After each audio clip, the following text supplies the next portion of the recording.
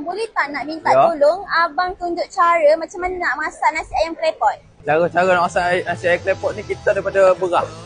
Kita masak daripada beras. Nampak tak? Beras lagi. Kita masak daripada beras. Lepas tu kita letak sup ayam. Sup ayam tengok ni. Ada rako ayam, ada kaki ayam. Sebab itulah kita ambil masa dalam 30 minit untuk nak suruh dia masak. Jadi kena sabar, kena tunggulah. Mula-mula kita letak sup ni, sos sedut. Sos sedut lah. Bertutup dia kita letak atas api.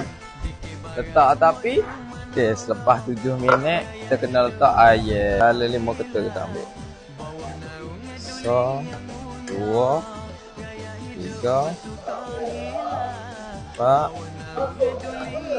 5. Tu kita letak air. Letak atas api. Dalam masa 6 minit. Ni air dah siap awak. Letak minyak garlic. Tu minyak biji. Kicap special kicap klepot special punya. Kita letak 3 sedut tadi. Ni kicap bekas.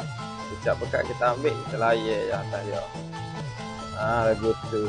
Ni kalau special kita ada sosis dengan ikan masin. Kalau hot biasa kita bagi nasi dengan air je. Lagu tu. Lepas tu kita letak ikan masin. Okey, kalau yang lagu ni special. Sebab itulah kita ambil masa lama sikit nak masak sebab kita masak daripada beras. Faham? Okey, hak mana nak mari tu boleh mari di Opa Zuzu Meru Permai.